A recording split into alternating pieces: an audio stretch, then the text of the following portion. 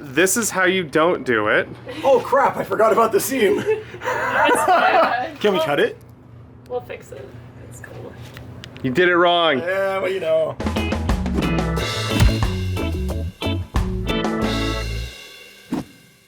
Hey, greetings there, fellow makers. Welcome down to my shop. I'm Bill, and today I'm going to show you how you can make your very own plaster torso casting copy of your torso for building templates for your costume projects. My wife helped me make this copy of my torso a couple of years ago, and it has served me well in projects in the past. I've done probably 4 or 5 costumes with this guy. With a form like this, you can make templates for your costume and armor pieces directly on your body dimensions and proportions. Then those templates can be transferred to your material like Worbla or EVA foam, and you can start patterning out your costume accurately to your body. You can also use your torso to sort of hold your armor or costume as you're working on it. I like to set mine up on the workbench and put my armor right on top of it, especially for things like painting and finishing. Recently, we had our pal Eric and his daughter Caitlin over.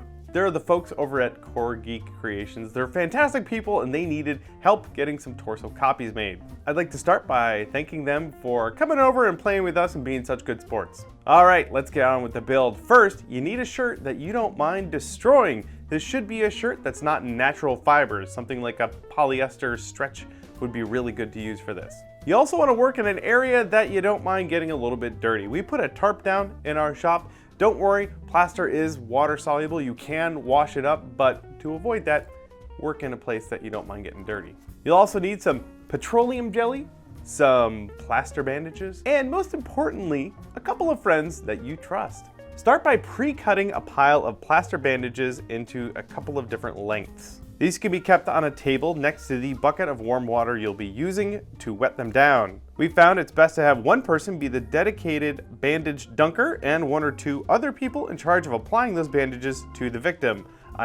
Model. Your model should don their shirt and then get covered in petroleum jelly. Don't be shy about the application either. This will keep the plaster from binding with the shirt. We like to give the model a good place to stand with something to rest her hands on. This way she doesn't have to hold her arms out for the duration of the process, which could take up to an hour. Once you're all ready, you can start soaking 1 strip of bandages at a time, taking the time to squeeze some of the water out between 2 fingers. With these types of bandages, we like to fold them over before soaking them. This way each bandage is double the thickness. These bandages are then handed off to the person applying them to the model. We started with the front of the torso, applying the strip down the seam across the shoulders and eventually down her sides. This seam was built up with a good couple of layers of bandages to create a straight parting line between the front and back of her torso. More bandages are then applied, one at a time, overlapping one another to start covering your model's torso. It's important to carefully massage each new bandage into the previous one to create a good bond. We also made sure to apply bandages both vertically and horizontally in a couple of layers to ensure that those layers wouldn't want to split apart. The plaster only takes a couple of minutes to start to cure and become rigid, so you do want to work pretty rapidly. Once the front half of the torso is covered, you can perform a visual inspection on everything to make sure your parting line looks nice and squared off. In this case, Eric did an excellent job showing what a sloppy seam looks like. Thanks, Eric. This seam area, both on the shoulders and the sides, should then be covered with petroleum jelly to keep the front and back halves of the casting from sticking to one another. If you are worried about them sticking or locking together, like on this sloppy part that Eric did, you can add a piece of paper towel along with that petroleum jelly as just a little bit of added insurance. The back of the torso, of course, is also covered in plaster bandages just like the front half. We made sure to get the bandages nice and square along the seam lines on the shoulder and torso sides, and then you play the waiting game. Like I said, the plaster doesn't take too long to cure, but I would give it a good 10 to 20 minutes before you try popping your model out of the casting. Hey, if you guys are into this life casting stuff, and you should be, it's really handy for prop and costume making, you might want to make a copy of your head. Well, I've got an ebook for you. My pal, Steve Winsit, is a special effects wizard, and he wrote an ebook all about making life casts of people's noggins out of cheap materials like alginate and these plaster bandages. In fact, if you check out that book, you may recognize the handsome model.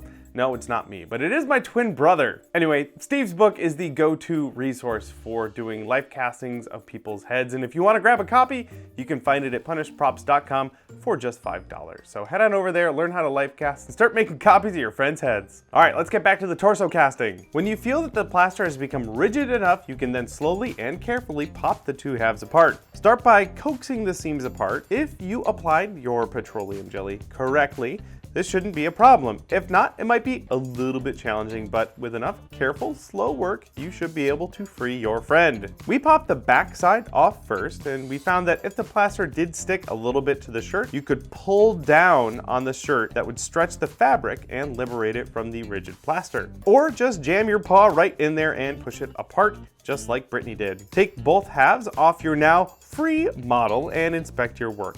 It really is amazing how much detail that plaster can pick up. We even grabbed the Nike logo right off of Caitlin's shirt. The two halves of the casting can now be put back together. We laid them down on a tabletop and then used some packing material to hold them just slightly apart from one another so that we could precisely line up the seams. Then we used more of those plaster bandages to bond the two halves together. After wetting the bandages, we laid them down, overlapping both sides of the casting on the shoulder and side areas, effectively stitching them together. All that's left to do is let the entire thing fully cure, and you've got a nice cast copy of your torso. Any dimples, drips, or imperfections can be cleaned up with a rotary tool or sandpaper. The torso should be left in a dry, warm place to fully cure for another day or so before you try doing anything with it. Once it is done, you can beat the crap out of it. I made mine poorly over 4 years ago, and it's still holding up like a champ. Overall, this process took about 30 minutes for each one of our models. Not too bad. It really is a cheap and simple process that can be beneficial for your costuming projects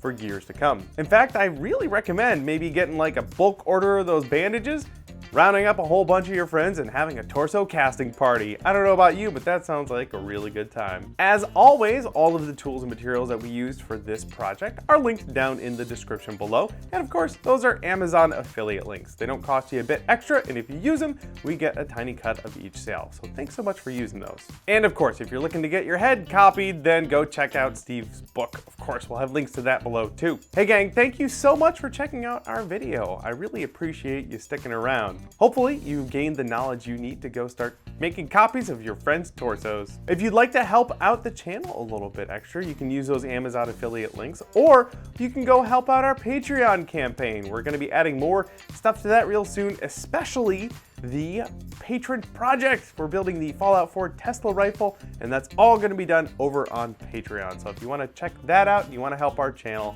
head on over to patreon.com/punishedprops today.